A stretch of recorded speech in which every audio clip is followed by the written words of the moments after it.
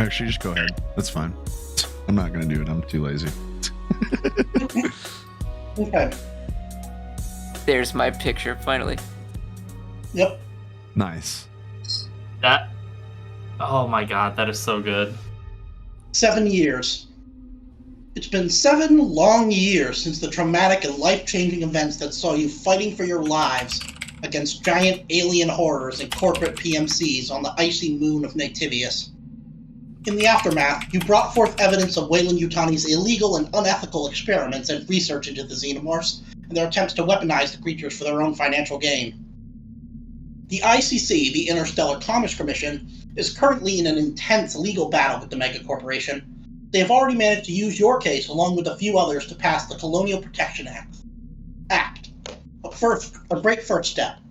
However, WI and indeed other powerful companies such as Hyperdyne and even Seegson are throwing trillions of dollars at the legal battle with colonial authorities over rights to research and exploitation on the frontier. After you departed Nativius, you let the surviving elves leave, while Christopher Kringle and his wife went into witness protection, and Dr. Howard Langston has rejoined the Corps to help enact the new policies and ensure that Weyland-Yutani do not get their fingers dirty again. The rest of you have been sticking together, mainly as you've been forced to testify against Weyland-Yutani in court, and have continued to make cargo runs to make what money you can to get by. The past few years have been particularly rough on all of you. Most of your contracts were run through Weyland-Yutani subsidiaries, but after the incident, you've been blacklisted. This has forced you to take a significant cut in not only your pay, but also in the frequency of ship repairs and quality of maintenance.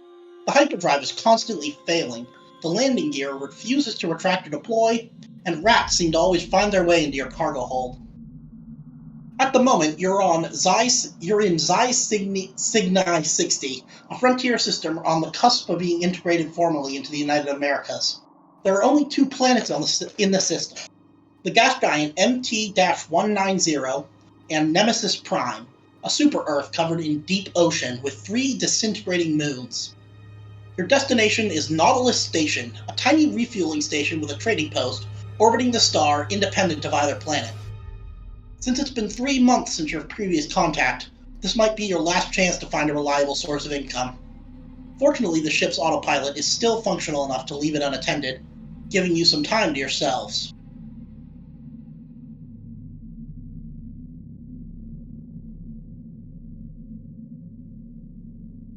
What y'all doing?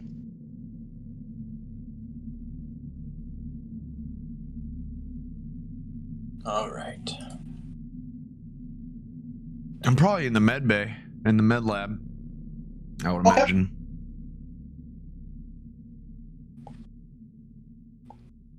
My character sheet up. Everybody can put your tokens wherever you want.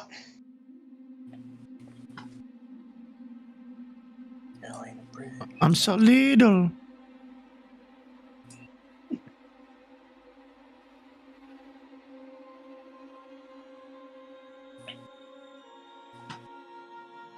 He's a baby token.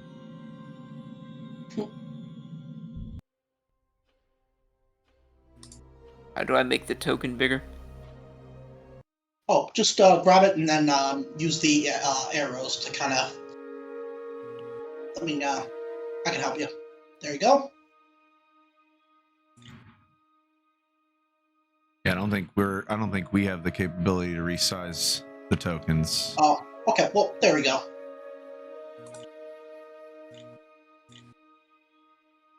Now, yeah, just let me know what you all are doing. Let's say Ralph is on the bridge still trying to troubleshoot the damn landing gear. Yeah, you find that it seems like some of the servos and gears that kind of keep it moving are they're kind of out. What's the word I'm looking for? They're a bit old. They kind of started to rust up. You need to get replacements whenever you can, but with money being as tight as it is, you don't know when you'll have that funding. Probably need to figure out somewhere to go Yep. to get a job. Well, speaking of that, let me turn this down a little bit. Ralph, your PDA alerts you to an incoming message. Incoming message from Nemesis Station. Subject, Captain's eyes only. The message can only be played from the helm. In the 7 years or so since, John Kane has kind of taken up that role of captain. He doesn't. It's not a formal, authoritative relationship, but nobody's really objected to it, considering how he handled things so well previously. What's that you got, Ralphie?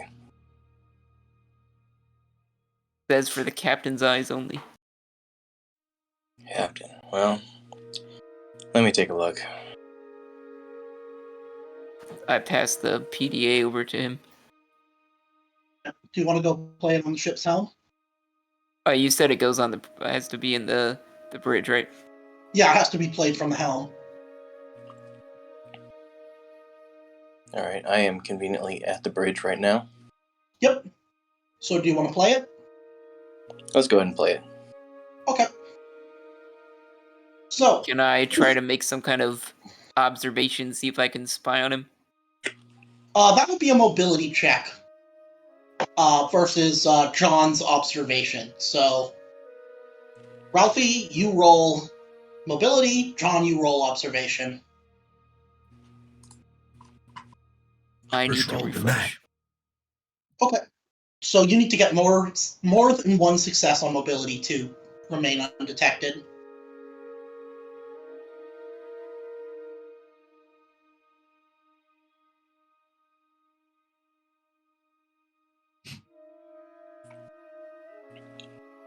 And would this use my sneak talent?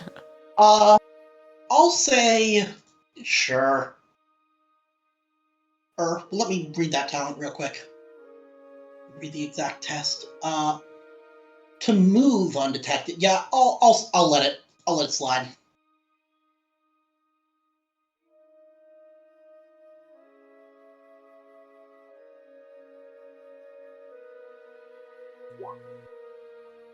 Okay, so you beat him, so you're able to spy. You're able to eavesdrop.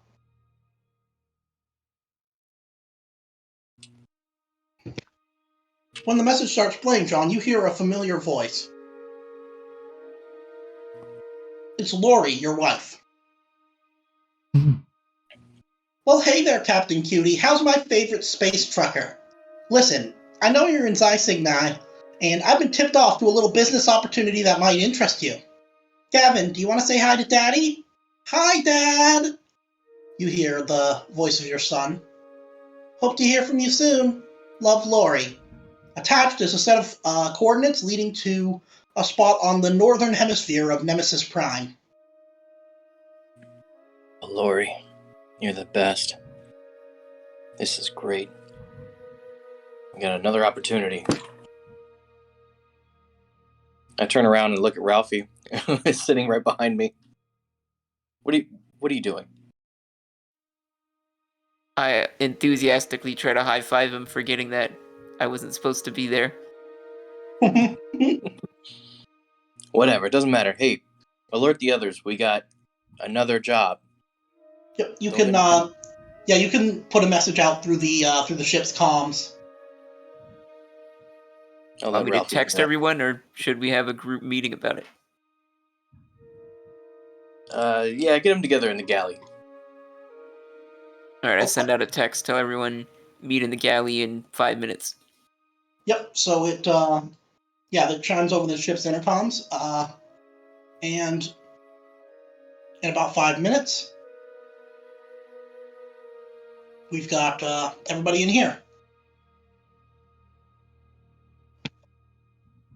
Listen up, guys. Got a little tip-off from a special someone, my wife. She told us about a job coming up in the northern hemisphere of Verdant Prime or something. Anyway, I got the coordinates right here. And, yeah, as soon as we push off from this place, we can head right there. What do you think? Sounds good to me. We need the money. We're broke as shit. Yep. I'm Our running out of landing gear medical really needs some supplies. spare parts. Yeah, if we can get some, all we need is a little more resources, you know, and we gotta take every chance we can get. As long as we ain't working for those Wayu bastards, I'm fine with anything. Yeah, So- Lord wouldn't do that to me. Mm-hmm. Hope not. Yep, that's correct. So, you want to set course for Nemesis Prime? Have we finished with the current job we're on right now? Yeah, you just gave off a little delivery, and they paid you reasonably well, but it's not enough to like help you get more supplies or anything. It's basically just enough for you to subsist until your next contract. All right, let's go ahead and put in our coordinates. Okay. So, Ralphie, you punch in the coordinates, and the ship starts to adjust its orbit, and you exit Nautilus Station and head towards the light blue sphere that is Nemesis Prime. As you approach, you see the 3 moons are just creeping over the horizon. The sight is surreal. The heavenly bodies are in a constant state of disintegration as layers of their crust crack and peel away as they streak across the cosmos, leaving behind a trail of twinkling debris that falls to the planet in a never-ending meteor shower. As a result, the planet has been scarred by 3 deep rings composed of craters and space rock. While the source of the danger is half a planet away, the remnants of the collapsing moons are still apparent. Your ship is constantly being peppered by tiny asteroids. Now, Ralph, make me a piloting roll.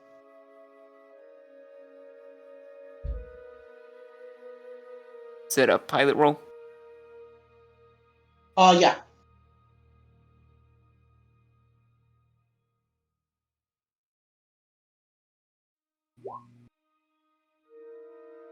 Nice. 2 successes. You're able to keep your cool and maintain a steady and straight course through the debris field. Everybody feels calm and prepares for planetfall. So, you ready to go to the Cheyenne dropship and head to the surface? Let's go. Okay. Passing through the atmosphere, your radio chimes as a connection is established and communication is requested. A male voice comes through. UACSS Nakatomi, this is Nemesis Station. You're clear to land. At 4,000 meters, please turn on your mag coupling and disengage forward thrusters.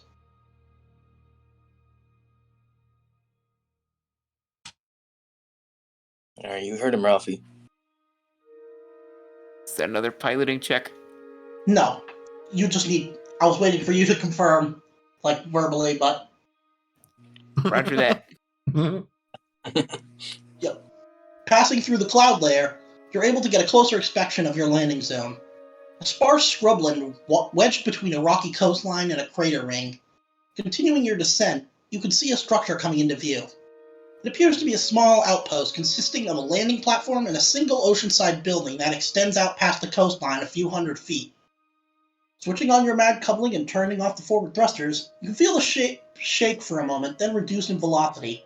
The ship gently descends onto the landing platform, and soon a small beeping can be heard, indicating that you're clear to power down and let off the ramp.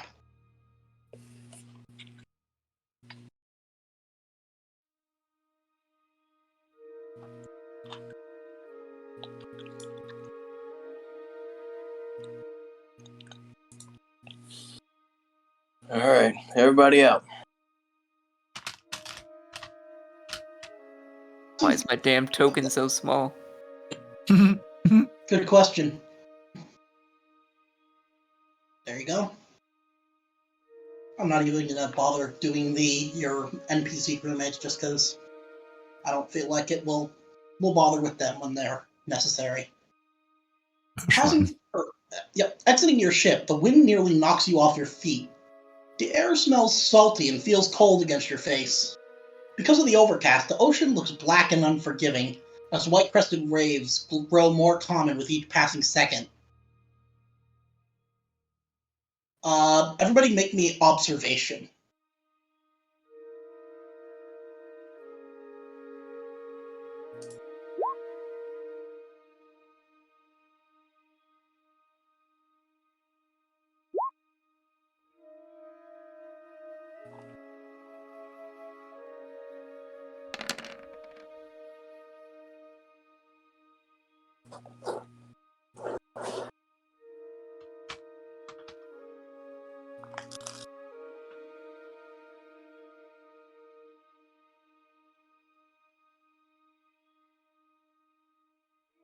For those who passed, smelling the air once again and scanning the horizon, you see a storm cloud gathering a few miles off the coast.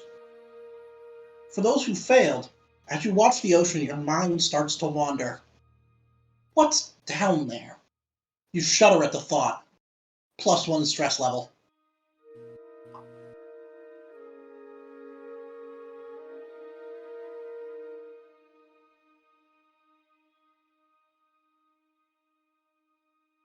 All right.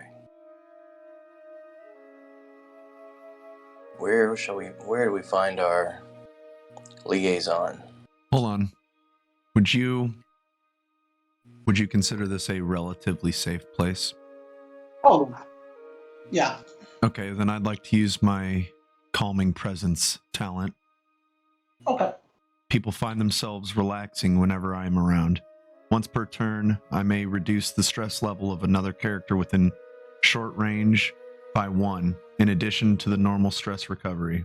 See page 104. Yeah, just role play it for me. Role play it? How are you gonna? Yeah. All right, let me see. Who's the... So it was John and Scott that failed on the observation? Yeah. Okay, so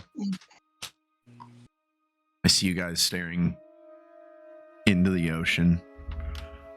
And I walk up and I put my arms around both your shoulders. And I say, gentlemen, I know this ocean's scary. And there's a lot that we don't know about it. But I mean, look up. And point up at the stars. So there's a lot we don't know about that place either. And we go up there every day. It'll be all right. You guys will be Yep. okay. I like it. Good job. You're a trip. All right, let's keep moving. Ralphie's gonna chime in. Statistically, you're more likely to die falling off the toilet than drowning. Unless you drown in With the that. toilet. Yep. With that, you hear somebody drowning in the toilet. No! No, I'm kidding. There's a bathroom right up there. Use the plunger! Fucking plunge the rack of their head. Just...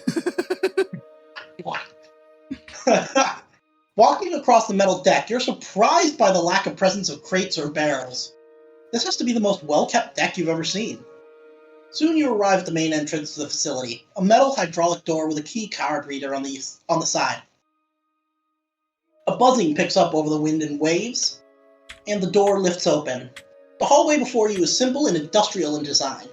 Low on the walls at approximately waist level is a railing painted with hazard stripes, backlit with fluorescent tube lights. The air is warm and smells like air freshener. The floor is simple metal grating and the ceiling is covered with metal pipes. Various pipes and cords run through the walls, likely supplying power, water, and other necessities to the rest of the station. Towards the end of the hallway, 2 rows of reinforced windows line the wall, allowing you to see out into the ocean. 2 hydraulic doors are stationed on opposite walls, and a set of elevator doors, or rather, a set of more of the same doors you just entered, rest at the end of the hall. The first hydraulic door on your left is labeled Communications. The second is labeled Security.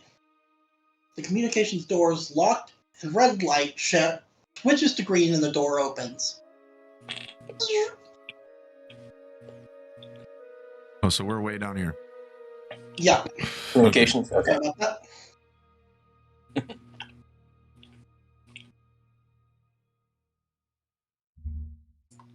So, do you guys want to go into communications? Yeah, we walk in. Okay, so the majority of the room is taken over by communication equipment, as you might imagine. Radar, long and short-range comms, weather detection, and deep-sea monitoring consoles line the walls. Two men sit monitoring different equipment. Both are drinking coffee and talking casually. One of the men turns to look at you. I'll tell you about that later. Welcome to Nemesis Station, I guess. Sorry, we don't normally get visitors, so I'm not really used to getting guests. It's going to be a minute before Dr. North is ready for you. Oh, no problem. Just So, in the meantime, can I get you some coffee? Oh, that'd be great. Yes, please. Yep, so one of the men goes out and enters the room next door. And as you're settling on what coffee you want, a hydraulic door opens behind you.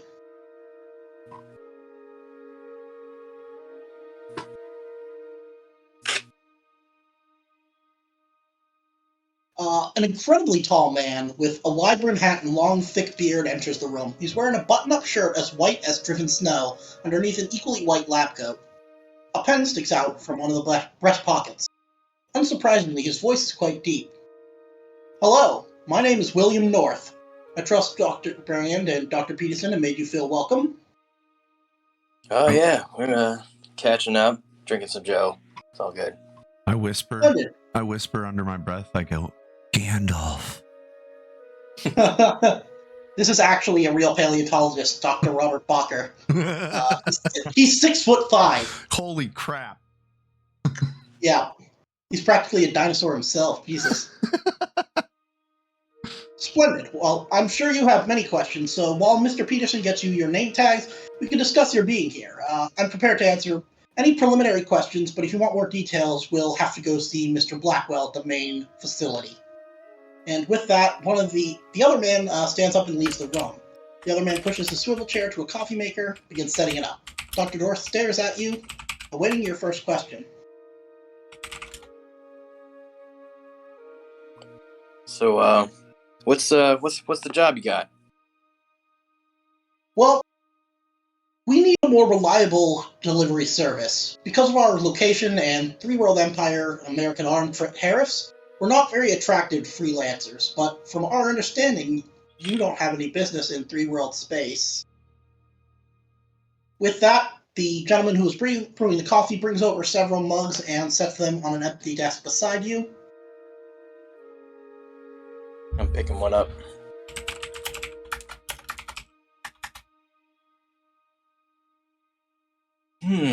Yeah, not bad. A lot better than what we got on the ship, that's for sure. Ralph refuses due to his overactive bladder. And Macaulay is much like myself. He is a caffeine fiend, so he's already like on his second or third cup. Yep. Makes sense. So, Scott is slowly sipping his Okay. coffee, being very bitter. It doesn't have too much sugar in it, but not complaining. Okay.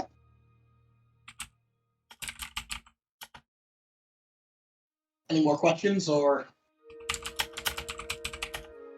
Yes. Wait, What kind of Not the- facility do you have running here? I noticed that the ground facility is very small, and it does look like it's going over the ocean. Well, the main facility is on the seafloor, about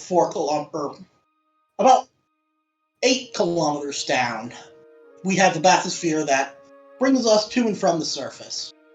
This is it's a biological research lab commissioned through Laselle Bionational. I heard about this through Lori. Have you spoken to her recently? Oh, yes. She's been with us for the past 8 months. She's an absolute blessing for us. Spearheaded a lot of projects. Gavin's been helpful, too. He's a smart kid. Does his homework, cleans up after himself, and helps take care of the animals. Wait, so how deep did you say this 8 facility? kilometers. 8 kilometers, about 5 miles. You kind of see Macaulay kind of spit up his coffee just a little bit into his cup a little bit. Oh, even though he don't calmed, worry. even though he calmed the other two down. There's nothing to worry about. The entire facility was built specifically to withstand the pressures generated at those extreme depths. And there are multiple redundancies in place. I'm sure. Would you say it's specifically built or pacifically built? Shut up, Ralphie. Chandelier drops on your head. And then a fucking cartoon wolf comes out and hits you in the back of the head with a frying pan. Yep. And sadly, I don't have the bonk sound on this Damn campaign it. yet. But you know what? Let me add it. It only takes a second. That was great. Damn it, cheese. There it is. Bonk. So, any more questions, or do you want me to move on? What's the pay? We have a lot of ship maintenance, and parts are not cheap. Well, for the preliminary delivery, we can offer $50,000. Half upon agreement, remainder given upon completion of delivery. Reimbursements for fuel and basic ship upkeep as required for delivery would not be taken out of that fee either. If you agree to a 10-year contract with us, we would happily be able to significantly increase that amount for monthly payments, but I have not been privy to the details. I can say that it would be worth your while to at least listen to what Mr. Blackwell has to say. Now, I'm sure we can work something out. I'll get a parts all of list you to you know later. that $50,000 would be sufficient to basically fix all of the problems your ship has right now, and then some. When I heard 10-year contract, I choked a little bit. Yeah. A 10-year contract would basically be enough. Like, even with just that, it would be enough for you guys to retire, like, and live like kings on a frontier world. And the fact that he said you'd be able to significantly increase that monthly amount, you could be multi-millionaires by the end of this. Now, the door leading to a back room opens and the other radio operator approaches you. He's carrying a bunch of rectangular plastic key cards attached to lanyards. He holds them out to you. Keep these on you at all times, please. Even though it's a small base, we still need to make sure who's who. His smile falters for a moment.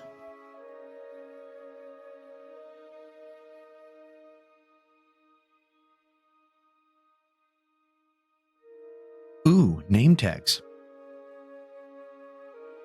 Is Louis around? I would love to catch up. I don't know if you know, but we have a bit of a personal relationship.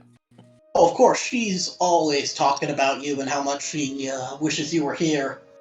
She was the one who recommended you to us for the job.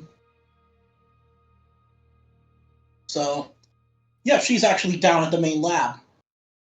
So maybe we should get moving.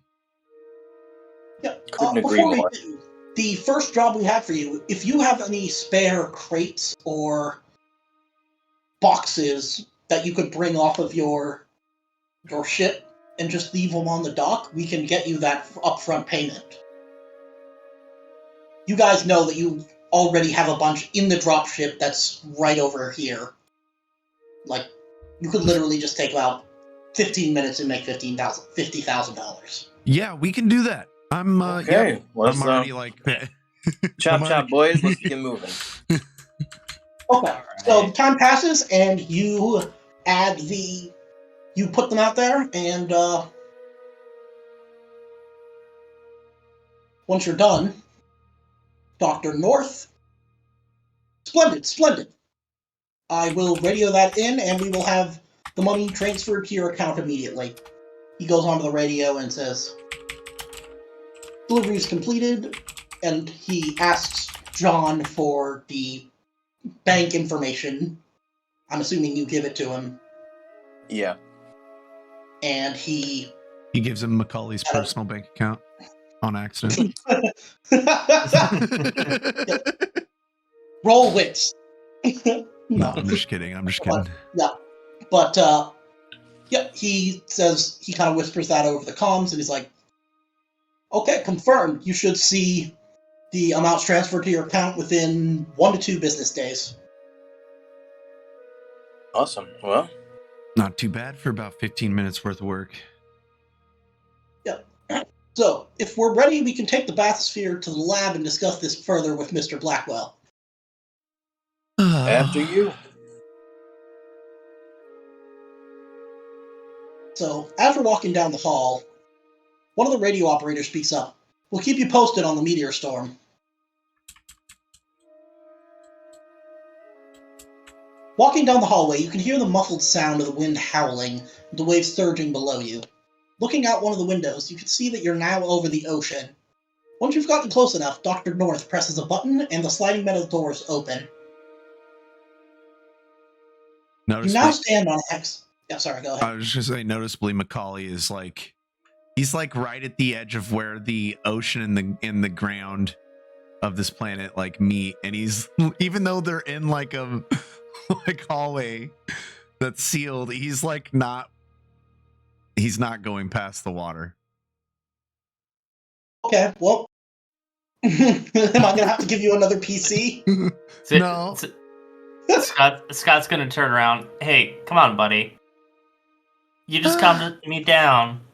Told me the ocean wasn't that bad. I know. All right, fucking it's gonna be okay. It's gonna be horrible when we get down there. I'm fucked. We're freak. Hey, calm down. Calm down. It's gonna be all right. I elbow John and I tell him, grab Macaulay, let's go. I'm just going to turn around and raise my eyebrow and fold my arms and try to stare at him into. Okay. So, and then just slowly starts walking. Yep. You guys now stand on a hexagonal platform. The floor opens up as a giant metal sphere rises from the crashing waves. There's the sound of whirring servos and grinding cables as a crane hauls the sphere up above the now open floor. Dr. North briefly inspects the large sphere, approximately 3 meters or 10 feet in diameter, and grabs a handle in the back. With a loud creak, the hatch opens, revealing a very Spartan interior. There's a single viewport, but it's only about 50 centimeters wide. Oh yeah, this is nice. Yeah. Sorry. Yeah. No, it's all good. There's a set of uncushioned seats, but the size of the sphere means you'll still have to squeeze to fit. Dr. North, descent to the main facility takes approximately 90 minutes.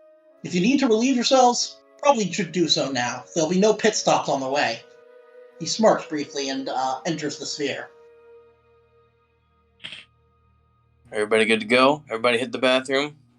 We'll pile in the clown car, kids. Yep. Don't tell me what Ralphie's... to do, Dad. And then Macaulay gets in. Ralphie's just mesmerized by all of this technology and equipment. Yep. So once you're all inside, it's still pretty cramped. Dr. North closes the hatch behind you and pulls up the handheld radio. Nemesis Prime station. Hatches are sealed and we are primed to drive to lab facility. Begin descent in 10, the doctor says. After 10 seconds, there's a lurch as you feel yourself in free fall for a brief couple of seconds. There's a loud splash and shudder as you hit the water, and you begin your journey downward. Who's sitting next to me? You guys can decide that. I think with the space, we're all sitting next to each other. Yeah, I was thinking all of our knees are touching. Okay, we're all in a circle. Whoever's to my left and to my right, I've got death grips on your hands. Yeah, his hands are fucking pale. And, looks like it's me and Ralphie.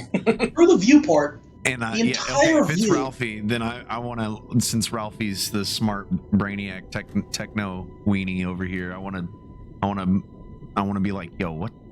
I'm like, have you ever seen anything like this? Are we okay? Are we safe in this fucking ball? I mean, you trusted me to land our dropship, and I'm 16. I mean, that doesn't mean anything. You're an excellent pilot. That means you're awesome. I'm sure we're quite safe. Okay. Yeah, Macaulay. You've never had any hull breaches of a bathysphere on this planet. I've never even heard of a bathysphere until today. Macaulay, it's fine. There's a big old metal ball that's sealed up. Way safer than the big old metal ball keeping space from carrying us Yeah, out. you're right. I'm just, you're right. And he just shuts up the rest of the ride, but he's still like sweating and death gripping. Yeah. Through the viewport, as far as you can see, everything is kind of a blue-green with a host of corals and beautiful marine life, including fish of all shapes and sizes. You even see a few air-breathing creatures that come to the surface to breach. Some of them dwarf your bathysphere, being easily 4 or even 5 times larger than the sphere you're confined in. Eep. Quickly, you notice the green-blue transition to just plain blue, then navy blue, and the sea life becomes far less frequent.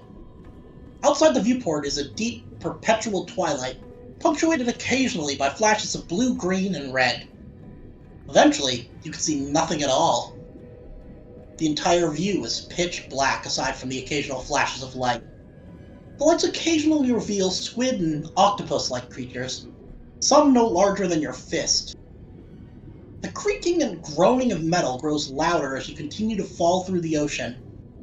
And suddenly, lights flash on from the interior of the sphere, giving you a glimpse outside. For just a moment, you see a flash of movement, and it takes a minute to register.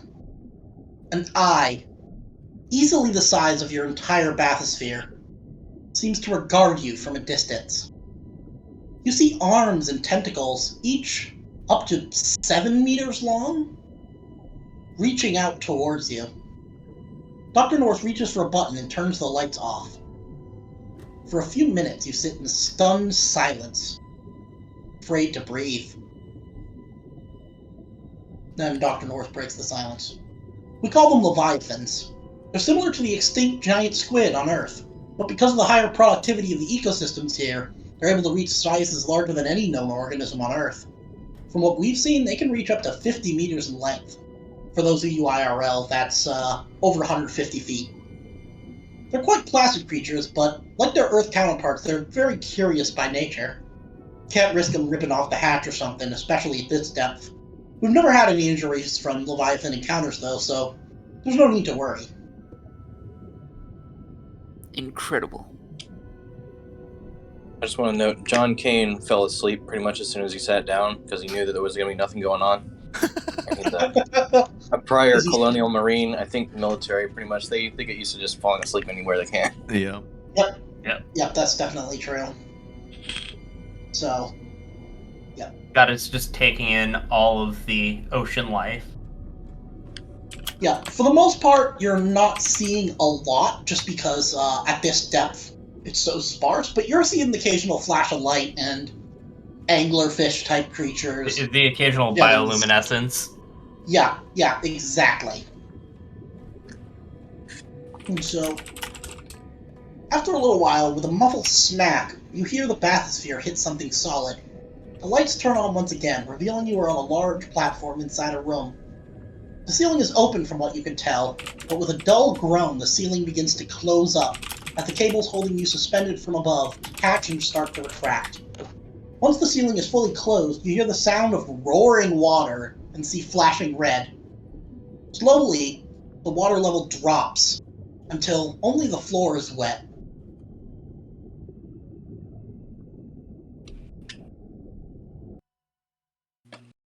But you said the floor in the bathysphere is wet? No, the sphere outside. My That bad. Bathysphere Alpha has arrived. Deck fully pressurized, you hear an automated voice say. Dr. North grabs the inner handle to the bathysphere hatch.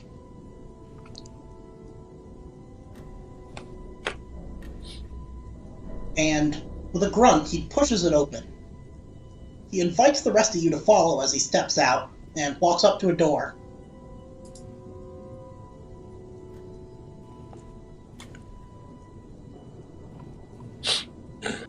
Yep, I'm up. Grabbing his lanyard, he waves it in front of a scanning pad on the side of the door. Identification confirmed. North, William, a voice echoes, and the door rises open with a hiss. We need our dudes resized. Yep, got it. Thank you. Yep, no problem. I'll swipe mine. Oh yeah, you don't need to swipe yours. Just follow him. The door's still open. We're shoulder surfing here. Yep. I mean, that's This is that's bad security security. procedures. Well, he's waiting. He's waiting for you to follow him, basically. He's not like just leaving. So once all of you are in, the door that you just entered closes behind you, and like the hallway up above, he steps to the next door and he scans his ID again. Ensuring pressure equalization. 1 moment, please. There's just a second pause.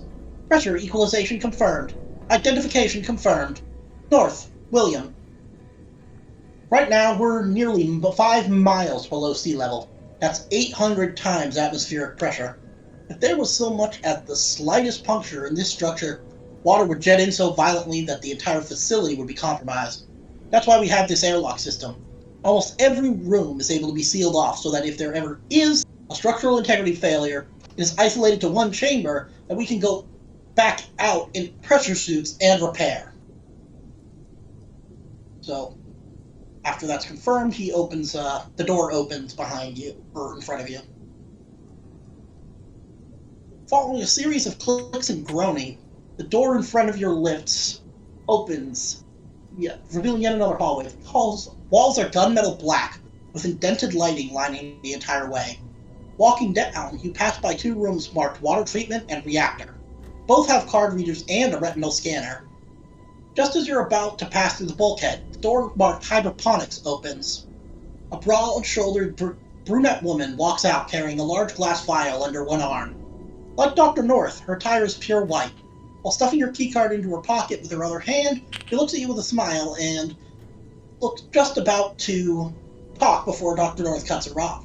Hello, Dr. Bayara. This is the crew of the Nakatomi. I can introduce myself, Billy, she says with an annoyed smirk. You can call me Mary. It's a pleasure to meet you. Dr. Kane has talked about you quite a bit. Could you get the door for us, Dr. North?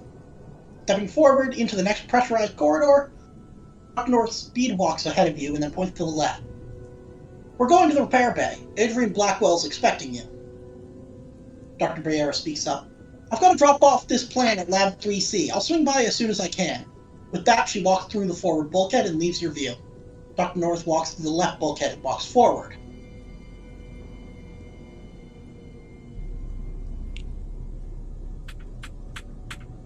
Her last name wasn't Jane, was it?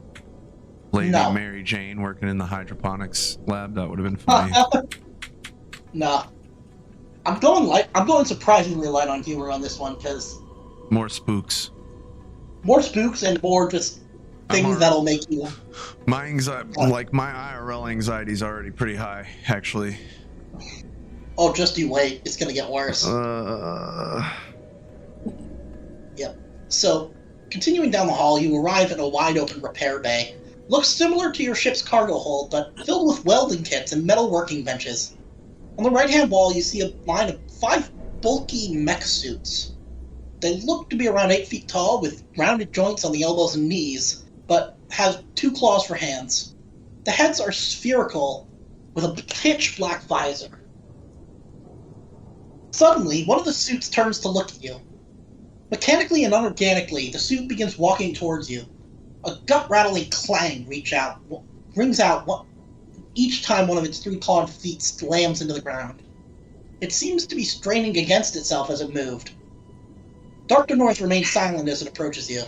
For long, the suit is now before you. Standing motionless, its black visor seems to stare directly into your soul. It raises its huge metal claw before you. Violently, it jerks the claw to its black visor. After a moment, its claws clamp around the visor, and in an instant, the visor is lifted. Behind it, a man's face greets you. He speaks with a smile. Hello down there. Hello. Blackwell, I presume?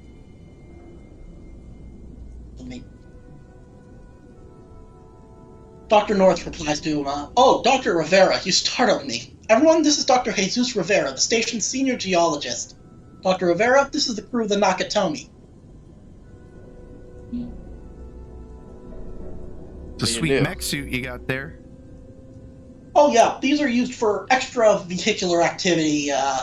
Anything that we need to do outside of the confines of this facility, we put on one of these bad boys, and we're able to get out there without being crushed into a little ball. They have integrated lights and an AI system that allows us to be protected from various hazards of working in such a high-pressure environment. What kind of hazards are you running into out there? Well, mainly just the obvious. High pressure. The fact that there's no light down here means that you might trip on a boulder or something that you couldn't see. So, Well, I mean, anything else really, besides the obvious? nothing that we found. No, there aren't any aggressive native fauna. If that's what you're wondering. Yeah, that's what I was wondering. This far down, there's just not enough nutrients to fuel anything that's much larger than maybe the size of your hand. Okay. The other entrance to the repair bay opens up, and two people walk through. A short blonde woman and an average height man enter the room. They seem to be in the middle of a heated discussion, since both of them are scowling at each other.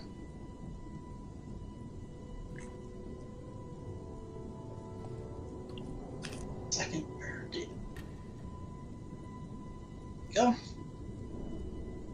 They turn to look at you, and immediately the woman's face cheers up.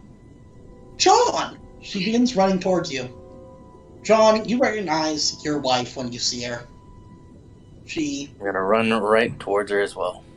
Yep, so she wraps her arms around you and gives you a kiss. I'm so glad to see you. When I found out that your ship was in the system, I didn't believe it. Oh my god. And the rest of you, it's been like a year, almost a year since I last saw you guys. How are you? Lori, you're a lifesaver, you know that? This job, this could really be it for us. Well, I hope this can turn things around. The man accompanying her steps forward while running his hand through his slick blonde hair. His shaded eyeglasses give off the idea that he's somewhat of an intimidating person. With one hand, he removes his glasses, and his bright blue eyes rise to meet yours. His voice is smoky and deliberate. Ah, I'm glad you could make it. I'm Adrian Blackwell, Laselle Bionational's representative here. I don't like to waste time, so let's get down to business. Reaching into Mr. his... Blackwell. I said, of course, Mr. Blackwell. Yep. Thank you. Laselle Bionational is willing to pay you $125,000 per month for supply runs. 25 of that upfront, and the remaining upon delivery. Expenses are included. I'm sure Dr. North has informed you of this. However, we also have another proposition. This is to exclusively hire you for a 10-year contract. This includes all ship maintenance and a double fee after a year.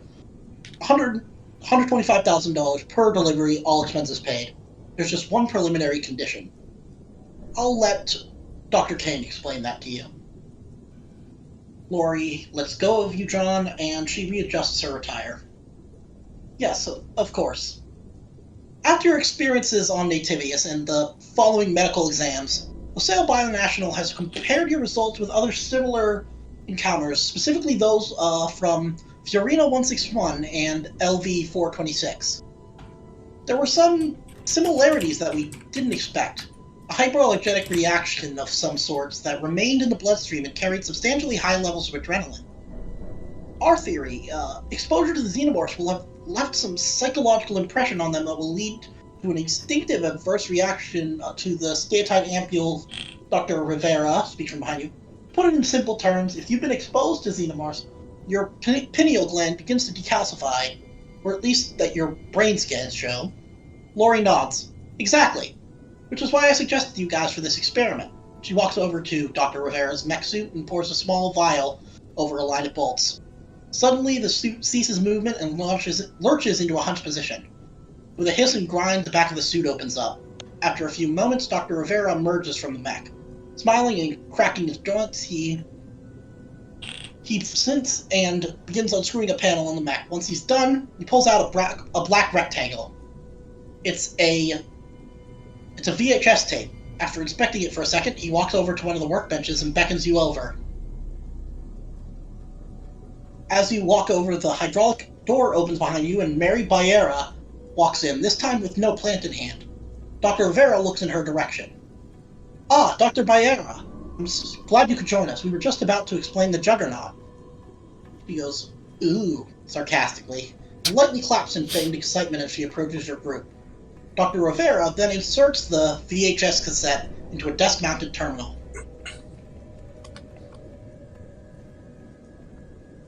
Now this is what you see.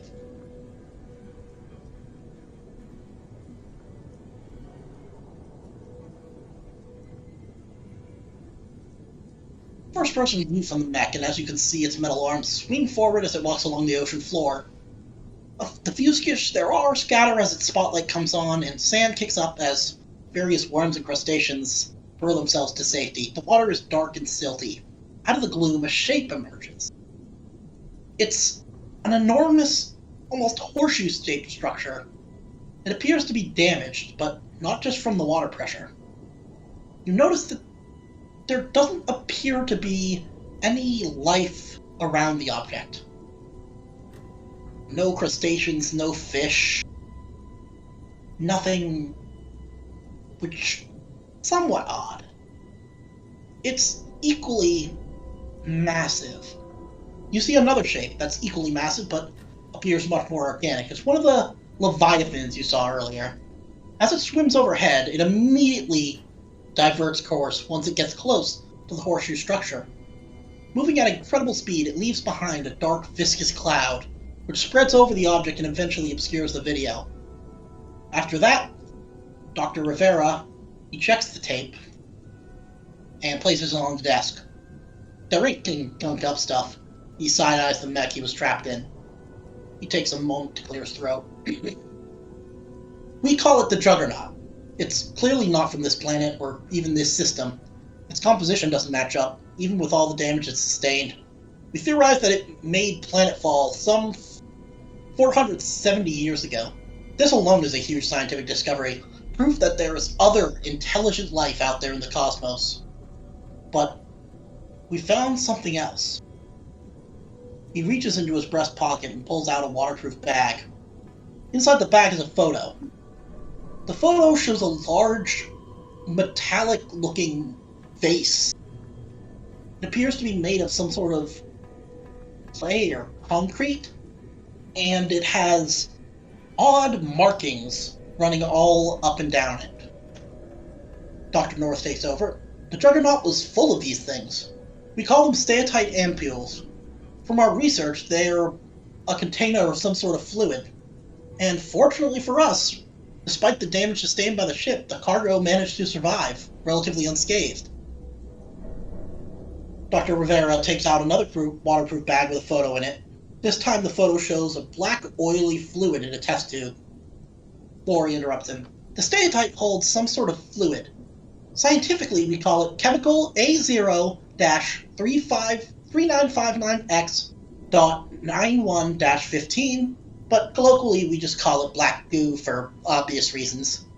We spent a long time analyzing the stuff, and from what we can tell, it is organic and possibly even bioengineered. During our investigation, we found that there are some similarities between this black goo and the biology of the xenomorphs. The way the material is organized and the way it functions suggests they are related in some way.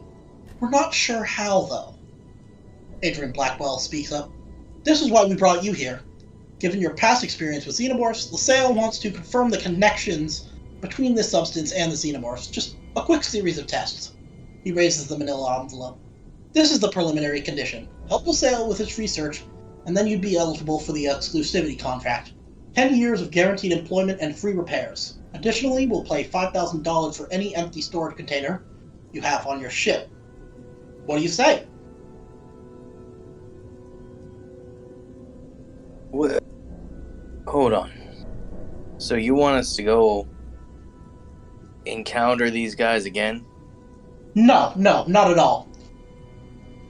We have an experiment lined up in one of the labs. There are no xenomorphs or other dangerous alien life in this lab. Okay. Sounds like you do have dangerous life in this lab. You got it right in your damn hands. Photographs aren't alive.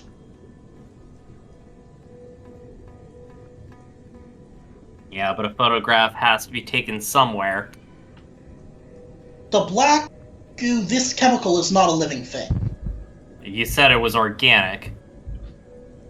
So is gasoline.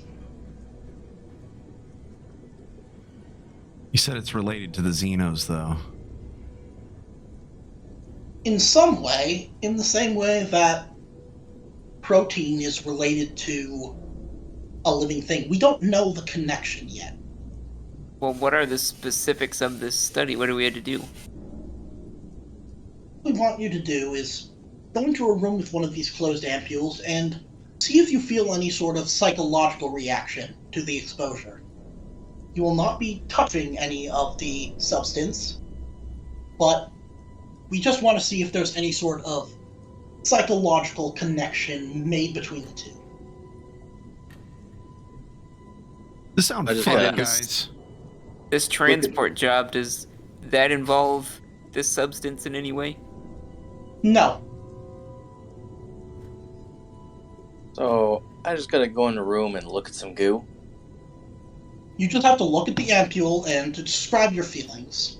So you get it I've in been one going of there them for a big minute. I thought suits. this was gonna be something scary. No, I could do that. You guys want to maybe go in another room and discuss it real quick?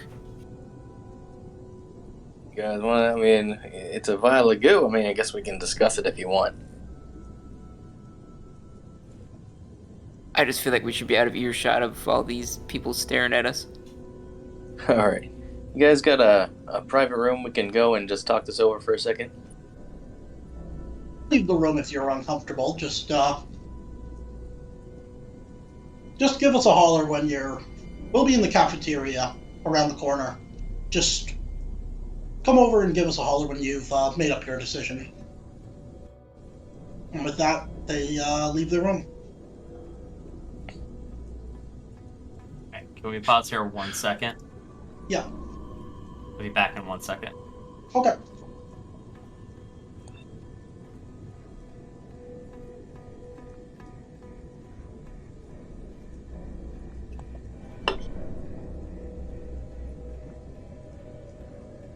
Let's say this ambient music is really setting the scene. Yeah, it is. It's good.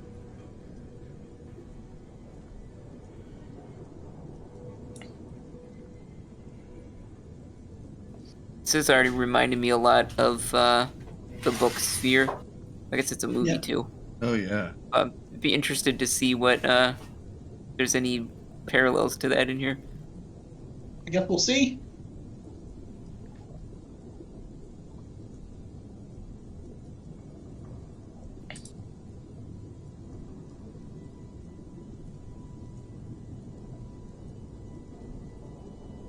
Oh yeah, did you guys like the Photoshop job I did on that that deep sea photograph? Yeah, that was sick. Yeah, that was cool. Ah, You definitely captured the chromatic aberration of VHS perfectly. yeah, I had to look up a tutorial on online. You did well.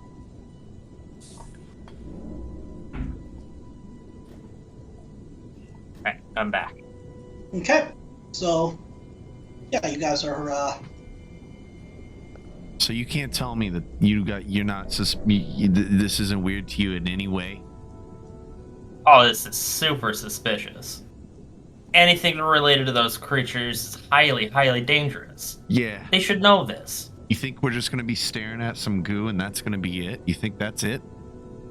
Well, you think they have them here? If they were here, everybody'd be dead. It wouldn't be a facility.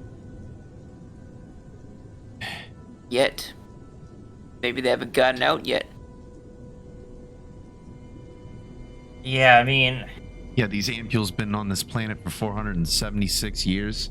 You don't think that there's something in those waters, maybe? Even? I know they haven't seen anything yet. Nothing's happened. But that doesn't...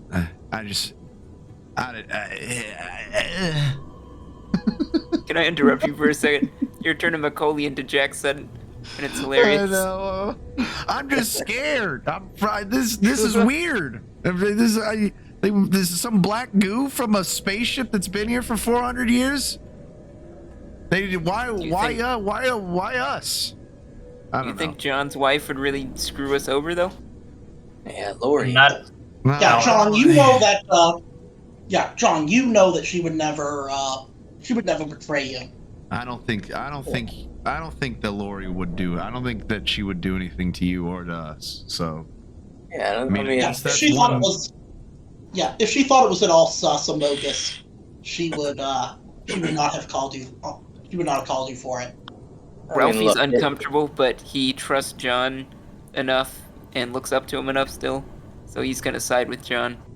Say we're just gonna look at it, guys. I think it'll be all right. Look, they said there could be some kind of psychological reaction. If you have a reaction, just we'll make sure they have a way to get out. Contact them and get out of the room. And if there's a problem, then I'll do it first. And if or I don't know how they have it, but I'll try to do it first. And if there's any kind of problems, then I won't make you guys do it. You're right. I'm just. All right. Some other way to make money. But they'd better give us protective suits so that none of that goo gets on us. You're right. I'm just overreacting. I'm just my nerves are shot. I know I told you that we'd be fine down here, but I'm telling you, the ocean, deep water scares the shit out of me, and I'm freaking the fuck out. So I'm sorry. You're probably right. Just some claustrophobia. We'll get through it. Yeah. So, have you guys made your decision? Yeah, I think we're gonna do it. Okay. We're gonna do it. Are you gonna go tell? Yeah, we'll call them back, or we'll go to the cafeteria. Yeah. Have you made your decision? Yep, we're willing to try it. I'd like to go first because some of the others are a little uncomfortable. Just to show them that it's okay. Oh, fantastic. Let's not waste any more time. Dr. North, is the lab prepared? Yes, we have the lab prepared for the experiment. Now, exiting the cafeteria, you walk down another series of bulkhead corridors. One of the doors you pass is labeled Lab Animal Housing. A young boy exits the room. The boy has medium-length, dirty blonde hair and is wearing an oversized set of work clothes. He meets eyes with John, and he breaks into a huge smile. "Dad!" he exclaims. Immediately, There he he runs up is. to John. He gives you a huge hug. That's I my knew boy. you'd How you come. been? Oh, it's been great. I've been doing amazingly in my classes. I've been taking care of all the animals, and it's been really cool. Animals? What kind of animals you guys got down here? Oh, we've got all the cool ones. We've got centipedes, we've got spiders, we even have a bee colony. Or a hornet colony, actually. Jesus Christ! What is this place? Maybe a little goo is not the worst thing to worry about around here. God damn! Hornets. Ralphie's just looking at this interaction, amused, but also kind of He sad says- because he's never he had says- a family like that. He says, "Oh yeah, this one's my favorite." And he has a tarantula on his hand. Okay. Her name is Buddy, why don't Josie. you go put that back? I don't think you're supposed to have it out of Okay. his cage, right? Okay. Ralphie takes a few steps back. He avoids eye contact with you, Ralph. Well, I know you have some important stuff to do, but I want to tell you all about the cool stuff I've been doing when you get time. I'll come right down as soon as I can. Okay. So, We'll look at some bees and shit. no, not the bees. Not the bees. They're in my eyes. Eventually, you arrive at a key-card locked door labeled Lab Battery. As Mr. Blackwell, you see a wide three-way intersection. The group walks forward and makes a right-hand turn. You see 6 security doors, each labeled 1 through 3 with a letter. Lori says while pointing, Lab 3C. Entering the room, you see a huge plexiglass wall separating half the room. Analyzing equipment, microscopes, centrifuges, and tool lockers fill the accessible room. The room that is behind this plexiglass is mostly sparse, save for a single clay-looking vase on the table. Before you get too far, Dr. North stops you and walks over to a tool locker. The inside is filled with folded white lab coats. Just for everybody's safety, you need to wear these.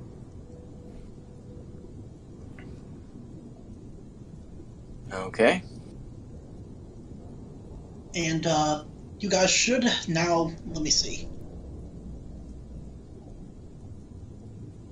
You guys should have a new handout now. Mysterious container. What's that, cuneiform? It's no known human language. It bears most resemblance to Proto-Indo-European, but it's not a match for anything that is known, and the ship dates to before human spaceflight was even a dream. Do you know what it's made out of? We know it's made out of no known element or combination of elements that humans have ever engineered, so... So you know nothing Whatever. about it except that it's filled with some goo. That you know nothing about. I guess, but that's part of the motivation behind science. It's part of the Imagine if scientific we- process. Exactly. Imagine Sir Isaac Newton. He didn't know anything about gravity. He managed to work it out for himself. He didn't have a textbook telling him all of the equations. He derived them himself. That's part of the scientific process. No, he didn't, but he didn't have an apple who trying to eat his face off either. So, I mean, I don't know. That's why we have multiple safeguards in place. We do not take safety lightly here. Remember, the apples still hit him on the head, though. It didn't kill him. But it did kill Joe. It didn't. Wait, who? Oh. Joe Mama! LMAO got him. Got him. Donning your scientist gear, you notice that it feels rather cozy. It's actually very soft cotton. Lori squeezes your arm, John, and then she lets go. It's a very simple experiment. You're going to be wearing a wave scanner and then just stand in that room. We'll do a baseline experiment today, then tomorrow we'll do an elevated test. Dr. Rivera pulls out a set of suction cups attached by wires and sticks them to your forehead and temples. Turning on a wall-mounted terminal, he gives a thumbs up. You're all calibrated. Who's ready to go first? Alright. I promised I'll go first. Okay. Her voice shifts to a more serious tone.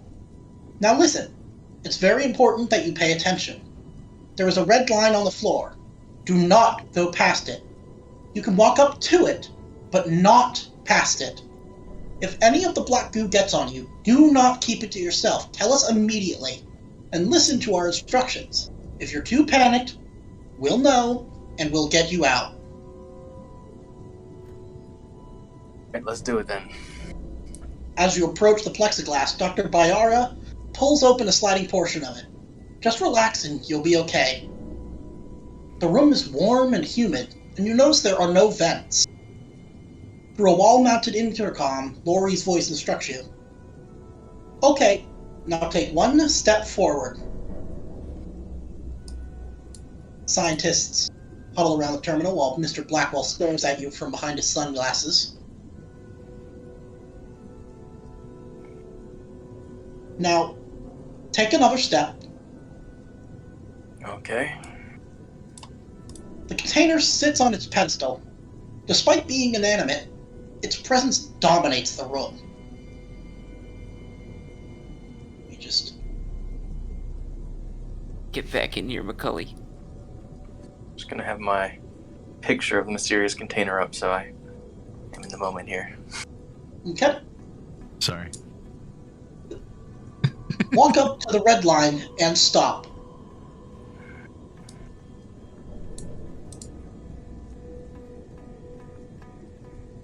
Call of the void is palpable. Your brain runs through scenarios where you just walk past the red line and touch the jar.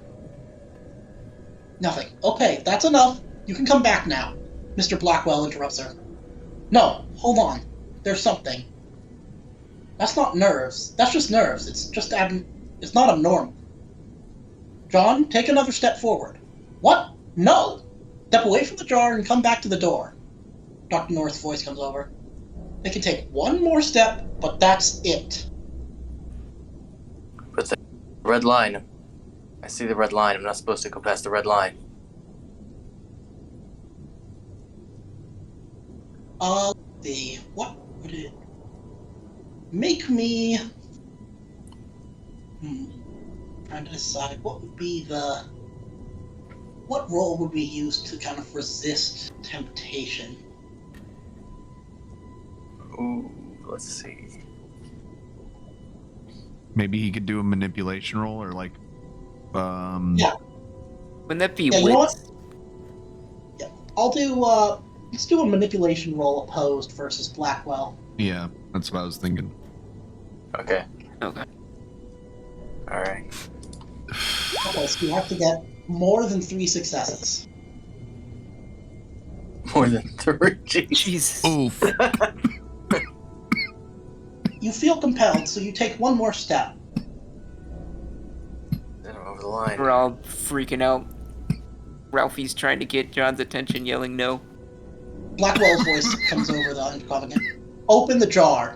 The group of scientists immediately protests. No, the experiment's over for today. John, step away from the jar and come back. John, I No! told you this is a John, fucking... open the jar. We're fucked. Yeah, We're so fucked before and we're anything dead. happen, Your wife John- killed us. Dr. North grabs you from behind and pulls and just drags you out of the room. The room is very tense, but slightly relieved that you escaped unscathed. This experiment has been terminated, Dr. Blackwell. Blackwell's hand seemed to be shaking. He then adjusts his tie. Yes, of course. I'll prepare the contract and we can finish up tomorrow morning. And with that, Mr. Blackwell leaves the room.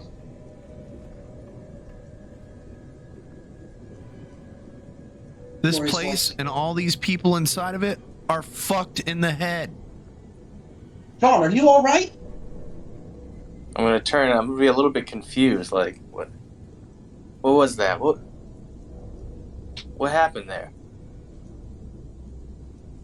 No, our guess is that it's potentially a connection due to your previous experiments with the xenomorphs, but after that, I don't think there's going to be a follow-up tomorrow. We're not willing to risk any possibility of an incident, so... There's no way I would have crossed that red line. No way. There's gotta be something's wrong with that stuff. I agree with you, and that is why we have very strict quarantine protocols. We have never had an incident in the past. I've only been here for the past year, but What's there have been no Blackwell's incidents. deal? Oh, he's an agent for Laselle Bionational. He's one of those corporate types, always pushing for more results, something that'll get him his bonus. So, he doesn't really respect the real process of science, which is there can be many years where you're not getting some big breakthrough. That isn't how science works. It's in small steps, not just leaps and bounds, because that's what you read in those pop science magazines. But he's how we get the funds, so unfortunately we have to put up with him. So, as you guys leave the room, the jar sits behind the plexiglass. It almost seems to be mocking you with its smug aura. I'm gonna make an observation check on it. See if Scott's sciencey bits can glean anything off of it.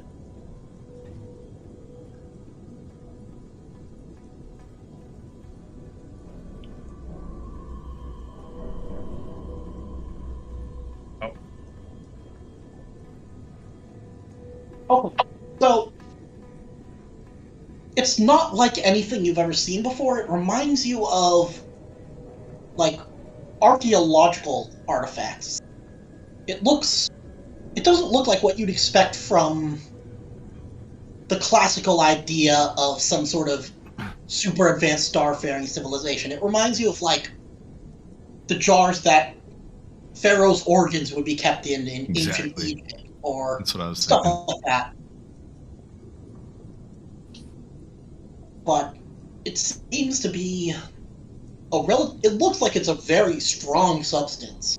And considering that these jars are unscathed despite being exposed to 800 atmospheres of pressure, it's clearly an incredibly resilient substance. And you can see why they would be eager to learn whatever they could about the race that created these, or even just the materials themselves, because if that material could be synthesized and used in construction, it would leap human technology ahead by several centuries.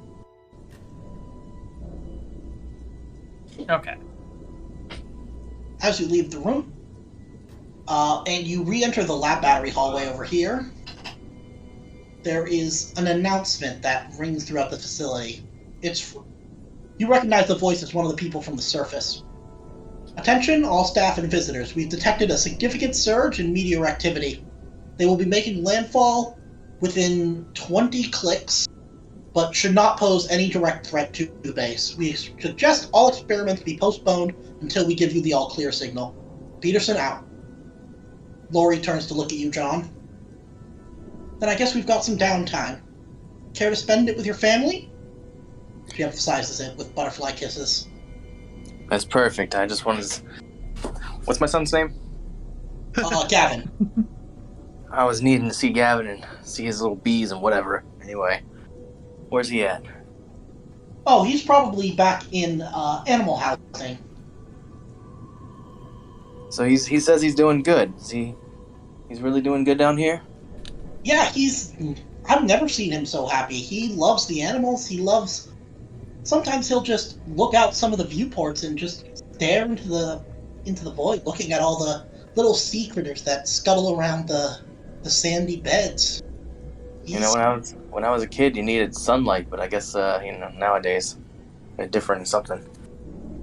Yeah, it's Something dark vision. Yeah. So, yeah, everybody's free to do whatever they want for a little while. By the way, John, there's something I need to tell you when you have a moment. So, if you could meet me in the cafeteria? Alright, let me go see Gavin first. Okay, so, yeah, you find him in the lab animal housing.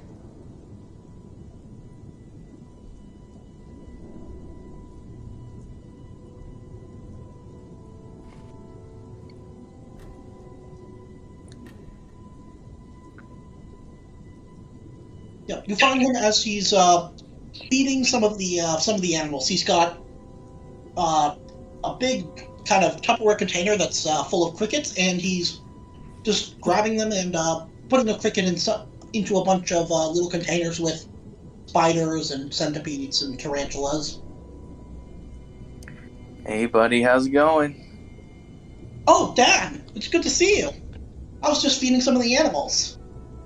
Yeah, why don't you give me the tour here? See a lot of interesting things. Yeah, well, we have the centipedes because we've been interested in looking at some of their venom to see if we could to synthesize more effective painkillers. They actually have serotonin in their venom. It causes extreme pain when it's bitten, but if we could use the way that they create it to synthesize those chemicals industrially, we could create better antidepressants, better painkillers for chronic illness sufferers. We could really help the world.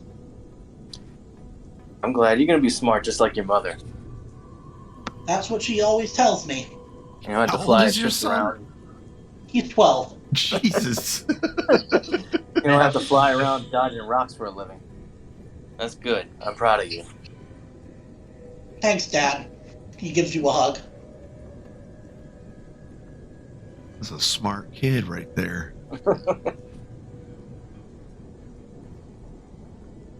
He's like, wait, You remind me of someone. He looks at you, Robo. Oh shit, I'm in there. Okay, yeah, I guess I went with them. I thought we were chilling in the cafeteria. Yeah, that's what I was doing. I But was waiting for Oh, everybody okay. else to decide what Well, to do. I thought since you were talking. I'll let it play out. No, I was just interested in how young the kid was because of all the big words he was saying. Because like in my mind, I mean, 12 years old is like it's believable that he could be talking like this. In my mind, I thought he was maybe younger, like 10 or something like that. So, but anyways, we can play the scene out. I'm fine with being in the same room with y'all. It was only we were talking about him. I wasn't sure if that was in character or not. But no, I'm sorry, my fault. Yep, you look like it was this guy in these movies my mom used to show me. It was like At Home by Myself or something. Yeah, I don't know what you're talking about, kid.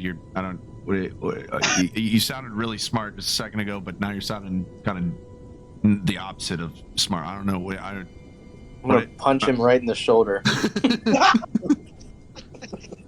Yeah, I have no idea what you're talking about. I'm a doctor, kid. I'm a doctor. I've never been an actor in my entire life. And then Now I just think you're an asshole. and then as I say that, I kind of turn my back, and my turtle dove ornament kind of slightly fall, like not all the way falls out, but kind of peeks out of my pocket. Okay, so yeah, I'm joking. That doesn't actually happen. None of that does. That was just you having an anxiety-induced hallucination. I'm back in the cafeteria having that anxiety-induced hallucination. Well, I'm sorry, I had to do it. No, that was great. Okay, so That was great. I'm assuming visiting with my kid resets my stress level. oh yeah, you already had reset your stress level from Dr. Culkin. Okay, that's right. I never took it off my sheet. Oh yeah, so Now you're super unstressed. we. Can I actually Alright. add it? Can I actually add a stress level to my? I feel like. Yeah. Okay. Yeah, you can. Yeah. In character, Yeah. my dude's been super stressed out since we got to this fucking place. Yeah, it makes sense. It makes sense for your character. Exactly. So, yeah. So, John, you remember that your wife said she had some news for you. Yeah. Where is she? At the cafeteria? Yep. Alright, kid. I'm gonna go talk to your mother now. Have fun with this. Have fun with these things. Ralphie. what do Okay, you- maybe we can play some games later. Alright, I'll let you know. You know, we might have some jobs, but I'll try my best. Ralphie, what are you doing sitting across the cafeteria from you? Why don't you come over here? So, yeah, why are you sitting by yourself? Come here. Sorry, I had to pass gas. Well, thank you for being considerate. No, I'm Would you- kidding. So, you catch up on some of the missed time. Lori shows you some pictures Gavin's been drawing of the Leviathans, and for his age, it's remarkably well done. So, during a break in the conversation, she scoots closer to you and hugs your arm. Without looking at you, she says in a loving tone, "There's something else I wanted to tell you. Part of the reason I suggested you for the supply contract was just to get you down here, so I could tell you in person. Okay.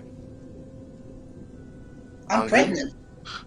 Before she says that, I yell across the cafeteria, "I bet she's pregnant." No, I'm just kidding. That doesn't actually happen.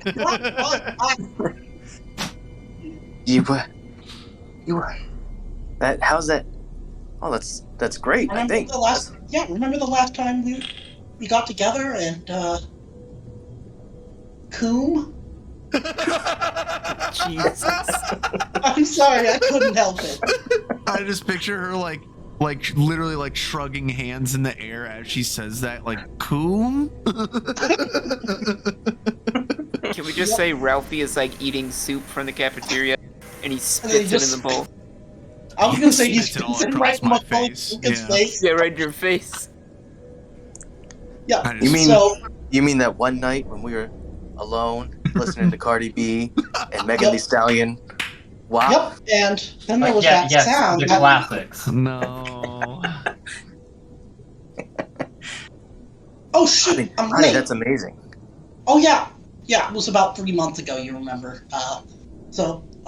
We'll talk about this later. I'm late. I need to file Gavin's report card. So with that, she starts walking towards the lab battery, which is and we'll be right back. So after a couple hours, there's an announcement. Dinner is served. Today's dinner is meatloaf and steamed vegetable medley. Not steamed clams. No, steamed hams.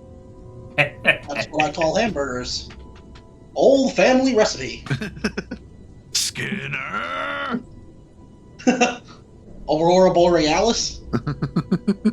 As you guys are eating dinner, Dr. North joins you. First time eating underwater? It's first time being underwater. Period. Well, I hope this is at least not unpleasant. It's been the worst. That's not Sorry much. to hear that. It certainly takes some getting used to. I'm just surprised we're not eating fish right now. That is kind of Well, surprising. that's the thing about being surrounded by something. You start to get sick of it. Yeah, that Ever had makes that sense. happen? It's like if you worked at a candy store and had chocolate every single day, eventually you'd not be able to stand the stuff. Either that or your name would be Augustus. Yeah, that's true.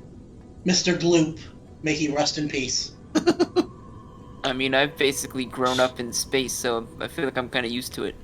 We're always Yeah, surrounded by nothing.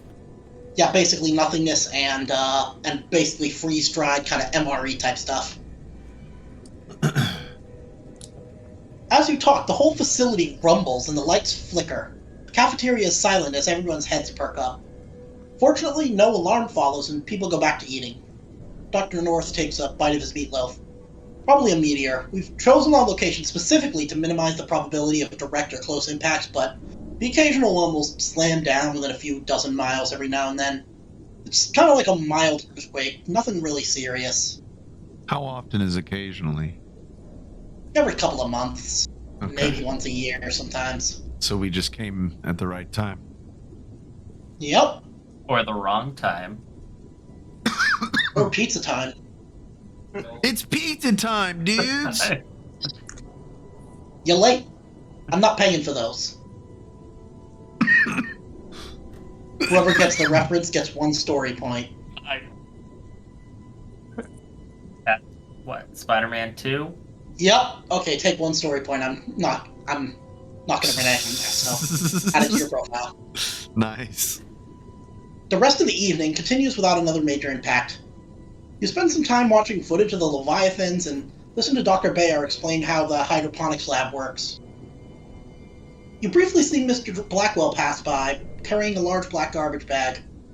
He doesn't stop to talk to you and just continues on his way. Make me an observation roll. Everybody? I'll say, sure, why not?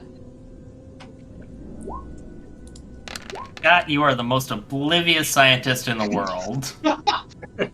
Yeah. Okay. So for those of you who succeed, as he walks past, you notice a large blackhead on his bottom lip. Maybe the stress of everything has caused him to have a breakout.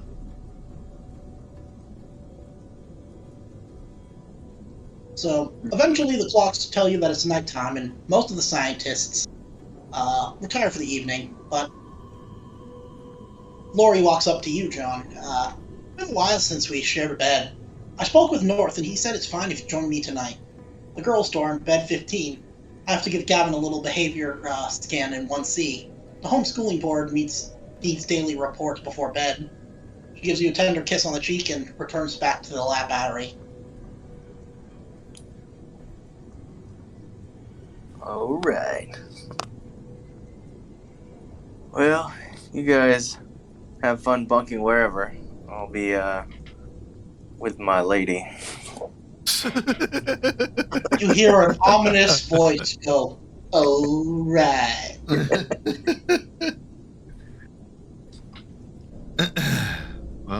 guess we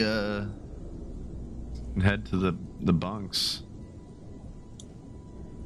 Okay. So, sleeping beneath the waves can be peaceful for some, but for a couple of you, it's anything but. There's the groaning of metal under pressure and the hissing as steam release valves activate to keep you awake longer than you intended. But eventually most of you are able to sleep. Except for one of you. John. You're still waiting for Lori to come to bed. Your mind begins to wander. Did something happen? Is she waiting for you to give you a little wifey surprise?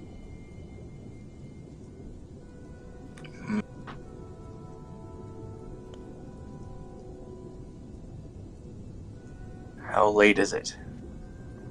It's been about 6 hours. Alright, that's it. I'm exploring. The facility is empty. Everyone has either gone to bed or stayed put. The sound of your footsteps is all that you hear. Where do you go first? Let's see. Where did she tell me she was going before? She said she was going to give Gavin a little behavior scan in 1C. Okay. I'm gonna head that way. Okay, as you get closer, you suddenly come across a thick substance on the floor. In 1C? No, before 1C. You haven't gotten there yet. We're building it up. Thick substance on the floor. It's black. Of course Yeah. it is. That doesn't look good. It leads in the direction of the lab battery.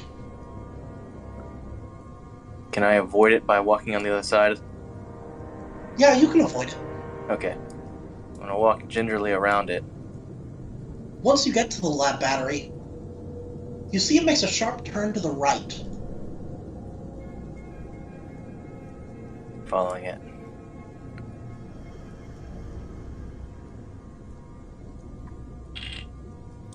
Following the trail, it looks to enter Lab 1C. The lab's door lock glows red, indicating that it's locked. Fortunately, this lab has a window that allows you to see inside. Walking up to the glass, your blood runs cold. The room is absolutely trashed. Glass, electronics, and other lab equipment have been thrown violently all over the room. Near the door, you see Adrian Blackwell lying face down on the floor. His left thumb is on the floor a few feet away. So his left thumb is a few feet away from his body. Mm-hmm. Fuck. Jesus. Jesus. What the hell's going on here? That's what I call a thumbs up. He's lying face down.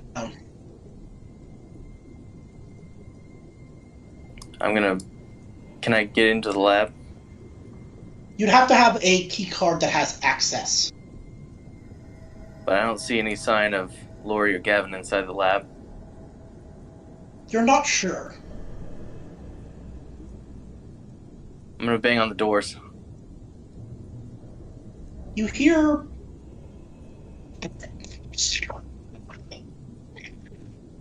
Oh, yummy. What the hell? Someone Lori? juicing a lemon. You Yeah, know are you that in there? Adrian... You know that you have a... that Blackwell would have a key card. Alright. I'm gonna walk up to him. Tap him with my boot a little bit. See if he's waking up. He's not waking up. He's unconscious, but you can tell he's breathing. Do you turn him Bring the over? black stuff around him. Yes.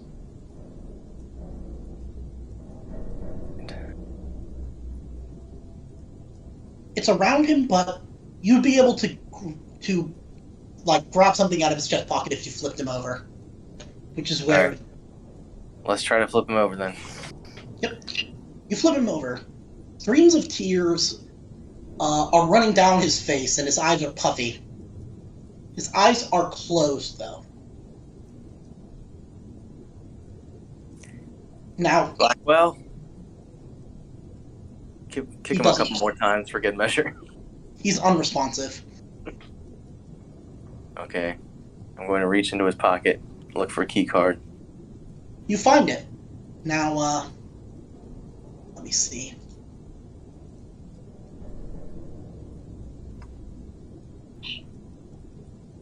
Oh, you're good. So, do you want to open the door? Yep. Give me a second. You see movement. A hunched figure in the back of the room jitters and bobs over something laying down. The floor near the figure is saturated in gore. You can see tatters of fabric near the area, and what appears to be a pair of smashed glasses. The figure stands up. Its bulging stomach seems to be writhing, blood soaking through the lab coat. It stumbles backward, still facing away from you, and you can see what it was hunched over. It's a body. The body of a child. His abdomen has been torn open, allowing his intestines and kidney to be exposed and chewed on. His bones have been snapped off and stripped of all meat. The figure then turns to look at you. The blonde hair has been caked in blood, mouth dripping with gore, as chunks of flesh dangle from its teeth. The face has grown varicose with black pulsing veins. The eyes are flush with blood. Let me give you guys the handout. Jesus Christ. Yep, you should see it in handouts now. Oh, that's not as bad as I was expecting it to be, but I can make it more bad in my brain picture. Yeah, I'm not great at Photoshop. No, All right, it's, take it's this good. and It's good. It speaks like- to you. Springs this with Harry. strands of skin and little giblets of organ across the floor. The voice is lush with mucus and inflammation. I'm sorry, John. I was just so hungry. I just couldn't help myself. I just couldn't stop. He kept screaming, but I needed to eat. You understand, right? Right? What? And What the hell are you that one- doing? That is where we're leaving it for today. Oh! Oh damn. Lady needed a Snickers. Oh, damn. God damn. God damn. Boom. That was fucking good. Oh, it's Holy gonna get worse. shit. Yeah, I'm already fucked up from this fucking session. Holy shit. Yep. You're gonna close your eyes and just Your wife was eating your baby. Kevin! not just eating, she devoured him. Dude. Oh no. No, She's- the baby's she's- fine. Well, The baby is wriggling. Your 12-year-old, I guess. Yeah. Yeah. She ate your your first 12-year-old. child. Mm-hmm. Holy crap. That was pretty fucking good. That was that was good. Yeah, let me know if any of you guys end up having nightmares about this. I was not expecting it to take that turn. Thank God I smoke marijuana and don't have dreams.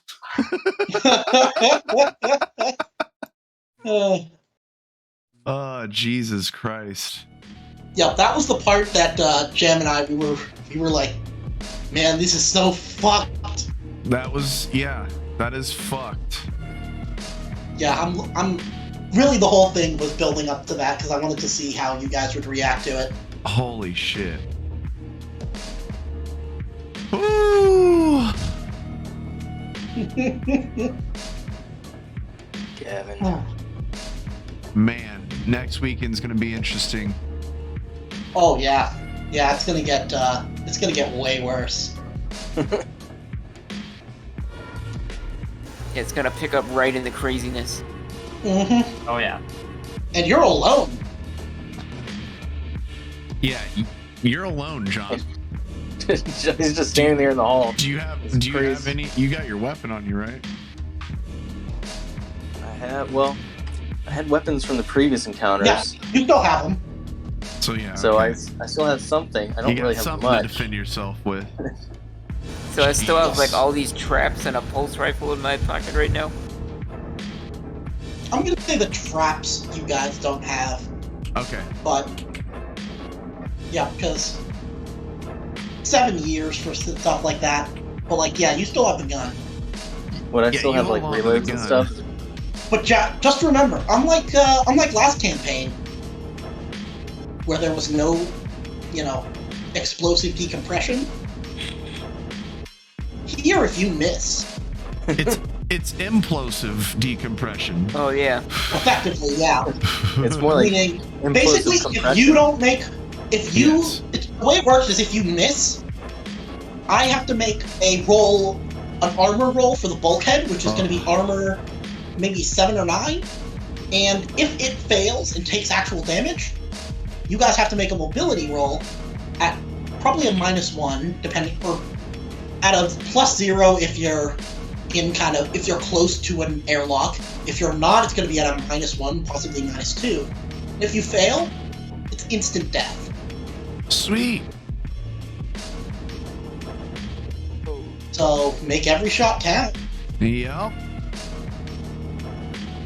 Well, go ahead. I don't think John would be shooting at his wife immediately anyway. No, probably not. But just Even in with case this it starts getting real Horrible crazy. scene. Yeah.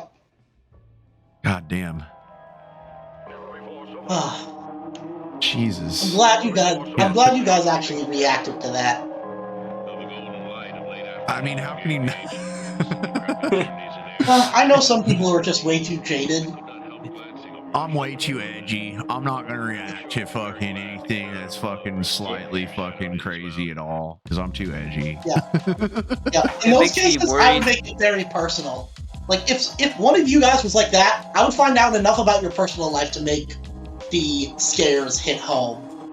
Well, I'm serious. Like with my anxiety being high, like I have a very, I'm sure just like a lot of people, but I have a very deep fear of deep fucking water, and we're what 5 miles below the surface? Yeah, Yeah. almost 5 miles. 4.9. Yeah, so 4.97. Jesus. Yeah. Yeah, that But scares me. yeah, I would never deliberately like get my players to the point where they're like legitimately having a panic attack, because that's like the whole point of the game is still to have fun. Yeah, of course.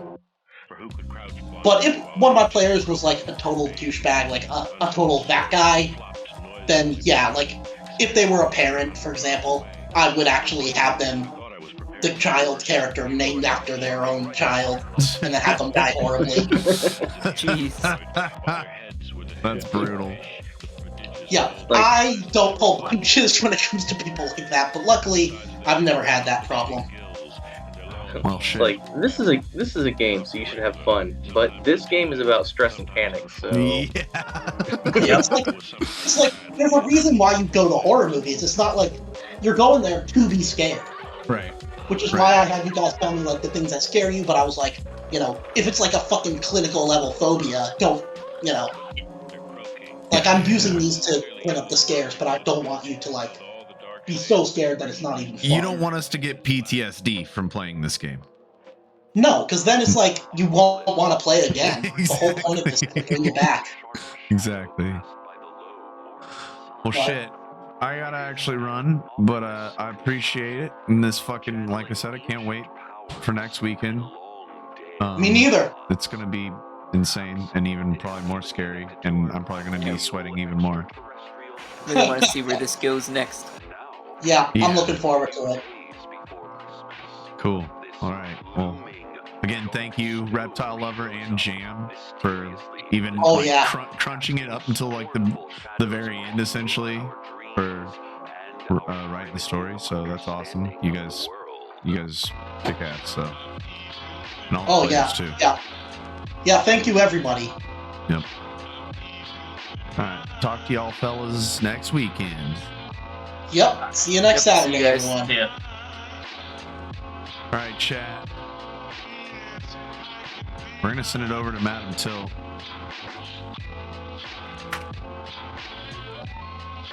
A bunch of us are gonna be playing SCP Secret Laboratory. So hang out and watch. It'll be fun. Again, Protector Jam, thank you, big time reptile lover. Also, Spicy Pep, Cheese, fucking Ralphie cracks me up. And everybody that's lurking, Easy Tiki, I love you. Jet, Cheeto, thanks for all the resubs. Y'all are amazing. Bye.